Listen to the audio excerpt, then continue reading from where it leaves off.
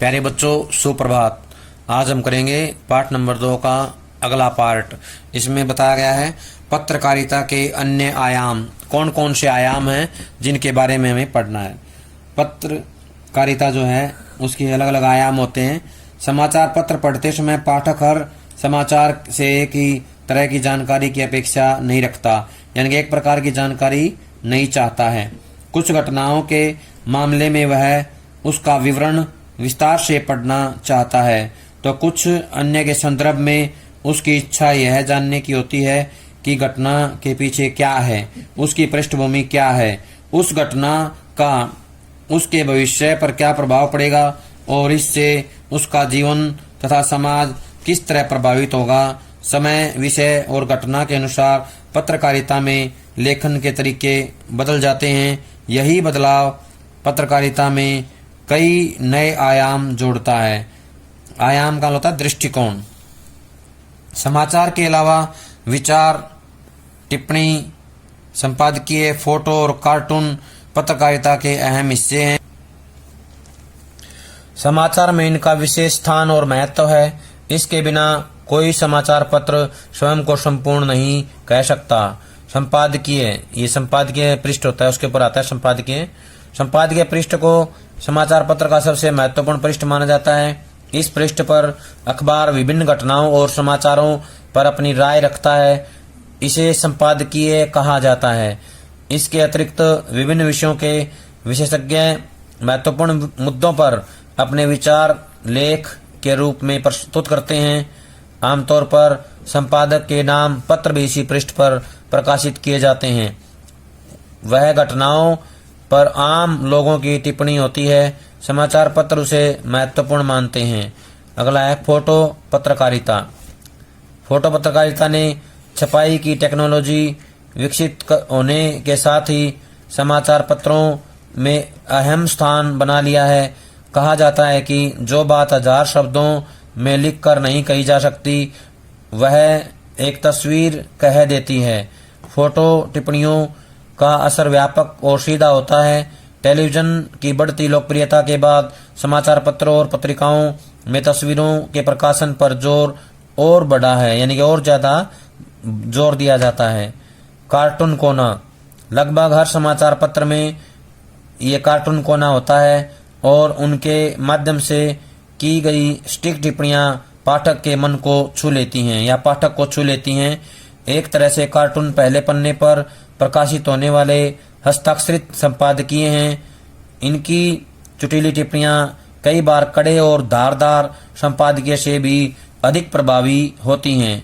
रेखांकन और कार्टोग्राफी या कार्टोग्राफ समाचारों को न केवल रोचक बनाते हैं बल्कि उन पर टिप्पणी भी करते हैं। क्रिकेट के स्कोर से लेकर सेंसेक्स के आंकड़ों तक ग्राफ से पूरी बात एक नज़र में सामने आ जाती है। कार्टोग्राफी का उपयोग समाचार पत्रों के अलावा टेलीविजन में भी होता है। पत्रकारिता के प्रमुख प्रकार। पत्रकारिता क्या होती है, उसके प्रकार कौन कौन से हैं, ये भी एक महत्वपूर्ण प्रश्न है। सबको इसे याद करना है अच्छे से, ये एग्जाम्स में कई बार आ चुका है। खोजपरक पत्रकारिता। खोजपरक पत्रकारिता से आशय ऐसी पत्रकारिता से है जिसमें गहराई से छानबीन करके ऐसे तथ्यों और सूचनाओं को सामने लाने की कोशिश की जाती है जिन्हें दबाने या छुपाने का प्रयास किया जा रहा हो। आमतौर पर खोजी पत्रकारिता सार्वजनिक महत्व के मामलों में भ्रष्टाचार, अनियमितताओं और गड़बड़ियों को सामने लाने की कोशिश करती है। खोजी पत्रकारिता का उपयोग उन्हीं स्थितियों में किया जाता है जब यह लगने लगे कि सच्चाई को सामने लाने के लिए और कोई उपाय नहीं रह गया है। खोजी पत्रकारिता का ही एक नया रूप टेलीविजन में स्टिंग ऑपरेशन के रूप में सामने आया है। इसी का दूसरा नाम है स्टिंग ऑपरेशन। टेलीविजन पत्रकारिता में इसका ज्यादा इस्तेमाल किया जाता है। हालांकि भारत में खोजी पत्रकारिता 3 दशक पहले ही शुरू हो गई थी, लेकिन हमारे देश में यह अब भी अपने शैशव काल में ही है, यानी कि बचपन में है। जब जरूरत से ज्यादा गोपनीयता बरती जाने लगे और भ्रष्टाचार व्यापक हो तो खोजी पत्रकारिता ही उसे सामने लाने का एकमात्र विकल्प बचती है। अमेरिका का वाटरगेट कांड खोजी पत्रकारिता का एक नायाब उदाहरण है, जिसमें राष्ट्रपति निक्सन को इस्तीफा देना पड़ा था। भारत में भी कई केंद्रीय मंत्रियों और मुख्यमंत्रियों को खोजी पत्रकारिता के कारण अपने पदों से इस्तीफा देना पड़ा। अगला है विशेषीकृत पत्रकारिता। पत्रकारिता का अर्थ घटनाओं की सूचना देना मात्र नहीं है। पत्रकार से अपेक्षा की जाती है या अपेक्षा होती है कि वह घटनाओं की तह तक जाकर उसका अर्थ स्पष्ट करे और आम पाठक को बताए कि उस समाचार का क्या महत्व है। इसके लिए विशेषता की आवश्यकता होती है। पत्रकारिता में विषय के हिसाब से विशेषता के 7 स्रोत क्षेत्र हैं या प्रमुख क्षेत्र हैं। इनमें संसदीय पत्रकारिता, न्यायालय पत्रकारिता, आर्थिक पत्रकारिता, खेल पत्रकारिता, विज्ञान और विकास पत्रकारिता, अपराध पत्रकारिता तथा फैशन और फिल्म पत्रकारिता शामिल हैं। इन क्षेत्रों के समाचार और उनकी व्याख्या उन विषयों में विशेषता हासिल किए बिना देना कठिन है। यानी कि विशेषज्ञ होना चाहिए, एक्सपर्ट। जो एक्सपर्ट होगा वही उसके बारे में कुछ कह पाएगा, लिख पाएगा। वॉचडॉग पत्रकारिता। यह माना जाता है कि लोकतंत्र में पत्रकारिता और समाचार मीडिया का मुख्य उत्तरदायित्व सरकार के कामकाज पर निगाह रखना है और कहीं भी कोई गड़बड़ी हो तो उसका पर्दाफाश करना है। इसे परंपरागत रूप से वॉचडॉग पत्रकारिता कहा जाता है। निगरानी पत्रकारिता भी कहते हैं इसको। इसका दूसरा छोर सरकारी सूत्रों और अपने सरकारी सूत्रों पर आधारित होता है।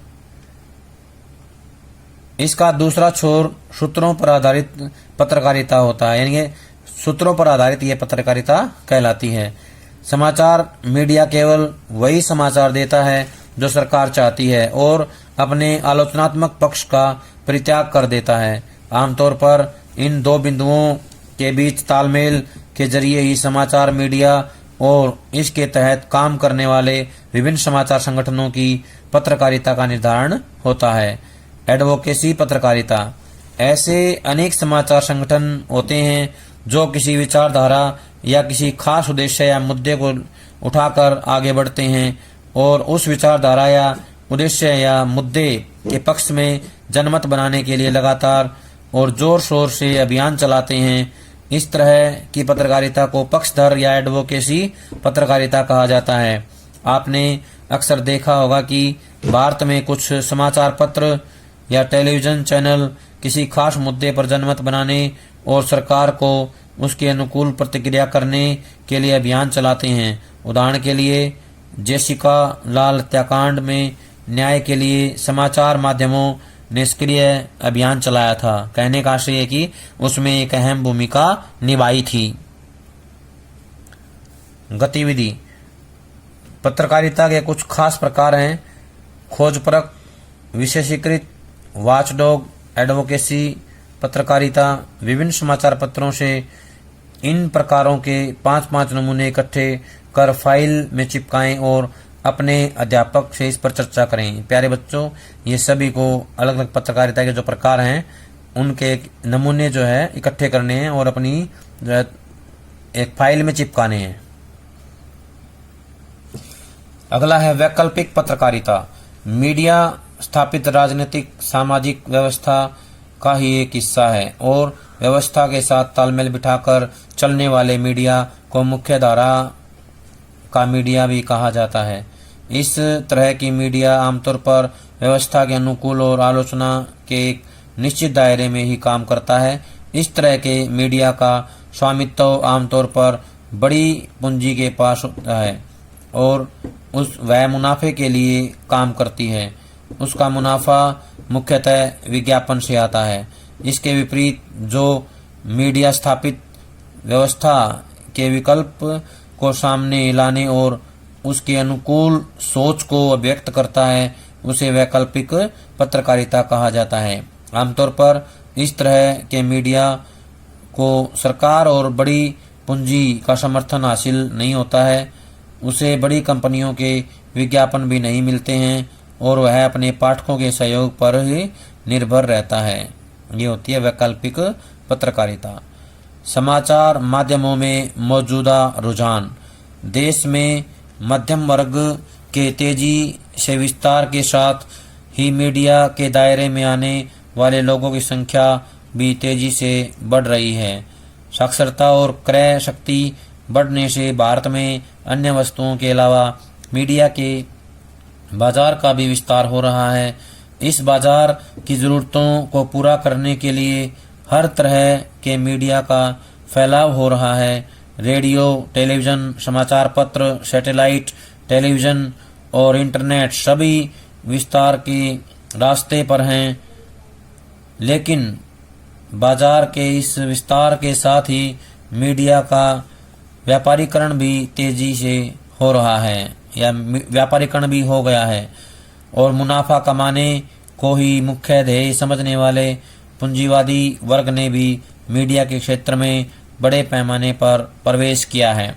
व्यापारीकरण और बाजार होड़ के कारण हाल के वर्षों में समाचार मीडिया ने अपने खास बाजार को आम बाजार में तब्दील करने की कोशिश की है। यही कारण है कि समाचार मीडिया और मनोरंजन की दुनिया के बीच का अंतर कम होता जा रहा है और कभी कभार तो दोनों में अंतर कर पाना मुश्किल हो जाता है। समाचार के नाम पर मनोरंजन बेचने के इस रुझान के कारण आज समाचारों में वास्तविक और सरोकारीय सूचनाओं और जानकारियों का अभाव होता जा रहा है, यानी कमी आ गई है। आज निश्चित रूप से यह नहीं कहा जा सकता कि समाचार मीडिया का एक बड़ा हिस्सा लोगों को जानकार नागरिक बनाने में मदद कर रहा है, बल्कि अधिकांश मौकों पर यही लगता है कि लोग गुमराह उपभोक्ता अधिक बन रहे हैं। अगर आज समाचार की परंपरागत परिभाषा के आधार पर देश के जाने माने समाचार चैनलों का मूल्यांकन करें तो एक आध चैनल को छोड़कर अधिकांश सूचना रंजन के चैनल बनकर रह गए हैं, जिसमें सूचना कम और मनोरंजन ज्यादा होता है। कहने का आशय ये है कि अधिकतर जो चैनल हैं वो केवल मनोरंजन का माध्यम बन चुके हैं, सूचनाएं बहुत कम वहां पे मिलती हैं। इसकी वजह यह है कि आज समाचार मीडिया का एक बड़ा हिस्सा एक ऐसा उद्योग बन गया है जिसका मकसद अधिकतम मुनाफा कमाना है। समाचार उद्योग के लिए समाचार भी पेप्सी कोक जैसा एक उत्पाद बन गया है, जिसका उद्देश्य उपभोक्ताओं को गंभीर सूचनाओं के बजाय सतही मनोरंजन से बहलाना और अपनी ओर आकर्षित करना हो गया है। दरअसल उपभोक्ता समाज का वह तबका है जिसके पास अतिरिक्त क्रय शक्ति है और व्यापारीकृत मीडिया अतिरिक्त क्रय शक्ति वाले सामाजिक तबके में अधिकाधिक पैठ बनाने की होड़ में उतर गया है। इस तरह की बाजार होड़ में उपभोक्ता को लुभाने वाले समाचार पेश किए जाने लगे हैं और उन वास्तविक समाचारीय घटनाओं की उपेक्षा होने लगी है, यानी कि उनकी जो है अनदेखी की जाती है। जो उपभोक्ता के भीतर ही बसने वाले नागरिक की वास्तविक सूचना आवश्यकताएं थी और जिनके बारे में जानना उसके लिए आवश्यक है। इस दौर में समाचार मीडिया बाजार को हड़पने की होड़ में ज्यादा से ज्यादा लोगों की चाहत पर निर्भर होता जा रहा है और लोगों की जरूरत किनारे की जा रही हैं। इसमें कोई संदेह नहीं कि समाचार मीडिया में हमेशा से ही सनसनीखेज या पीत पत्रकारिता और पेज 3 पत्रकारिता की धाराएं मौजूद रही हैं। सनसनीखेज होता है जो दिल को दहला देने वाली हों, ऐसी खबरें, उनको बोलते हैं पीत पत्रकारिता। क्या बोलते हैं? पीत पत्रकारिता। और पेज 3 पत्रकारिता की धाराएं मौजूद रही हैं। इनका हमेशा अपना स्वतंत्र अस्तित्व रहा है, जैसे ब्रिटेन का टेबलॉयड मीडिया और भारत में भी बलिट्ज जैसे कुछ समाचार पत्र रहे हैं। पेज 3 भी मुख्य धारा की पत्रकारिता में मौजूद रहा है, लेकिन इन पत्रकारीय धाराओं के बीच एक विभाजन रेखा थी जिसे व्यापारीकरण के मौजूदा रुझान ने खत्म कर दिया है। यह स्थिति हमारे लोकतंत्र के लिए एक गंभीर राजनीतिक, सामाजिक और सांस्कृतिक संकट पैदा कर रही है। आज हर समाचार संगठन सबसे अधिक बिकाऊ बनने की होड़ में एक ही तरह के समाचारों पर टूटता दिखाई पड़ रहा है। इससे विविधता खत्म हो रही है और ऐसी स्थिति पैदा हो रही है जिसमें अनेक अखबार हैं और सब एक जैसे ही हैं। अनेक समाचार चैनल हैं। सर्फ करते रहिए, बदलते रहिए और एक ही तरह के समाचारों को एक ही तरह से प्रस्तुत होते देखते रहिए। यानी ये चैनल अनेक हैं, बहुत सारे चैनल हैं, लेकिन उनके ऊपर खबरें जो हैं वो एक ही प्रकार की आती रहती हैं। विविधता समाप्त होने के साथ साथ समाचार माध्यमों में केंद्रीकरण का रुझान भी प्रबल हो रहा है। हमारे देश में परंपरागत रूप से कुछ बड़े राष्ट्रीय अखबार थे, इसके बाद क्षेत्रीय प्रेस था और अंत में जिला तहसील स्तर के छोटे समाचार पत्र थे। नई प्रौद्योगिकी आने के बाद पहले तो क्षेत्रीय अखबारों ने जिला और तहसील स्तर के प्रेस को हड़प लिया और अब राष्ट्रीय प्रेस क्षेत्रीय पाठकों में अपनी पैठ बना रहा है, यानी कि अपनी जो है जगह बना रहा है, और क्षेत्रीय प्रेस राष्ट्रीय रूप अख्तियार कर रहा है। आज चंद समाचार पत्रों के अनेक संस्करण हैं और समाचारों का कवरेज अत्यधिक आत्म केंद्रित, स्थानीय और विखंडित हो गया है। समाचार कवरेज में विविधता का भाव तो है ही, साथ ही समाचारों की पिटी पिटाई अवधारणाओं के आधार पर लोगों की रुचियों और प्राथमिकताओं को परिभाषित करने का रुझान भी प्रबल हुआ है। कहने का आशय है कि रुचियों और प्राथमिकताओं को भी उसमें स्थान दिया जाने लगा है। लेकिन समाचार मीडिया के प्रबंधक बहुत समय तक इस तथ्य की उपेक्षा नहीं कर सकते, क्योंकि साख और प्रभाव समाचार मीडिया की सबसे बड़ी ताकत होती है। आज समाचार मीडिया की साख में तेजी से ह्रास हो रहा है और इसके साथ ही लोगों की सोच को प्रभावित करने की इसकी क्षमता भी कुंठित हो रही है। समाचारों को अनेक न्यायोचित और स्वाभाविक स्थान पर बहाल करके, यानी कि स्थापित करके ही समाचार मीडिया की साख और प्रभाव के ह्रास की प्रक्रिया को रोका जा सकता है। यानी कि जो पतन हो रहा है मीडिया का, उसको रोका जा सकता है। प्यारे बच्चों, ये था हमारा पाठ नंबर 2 का आखिरी पार्ट। सभी इसको पढ़ेंगे, ध्यान से सुनेंगे और इससे जुड़े हुए सारे प्रश्नों को याद करके अपनी कॉपी में लिखेंगे। सभी का बहुत बहुत धन्यवाद।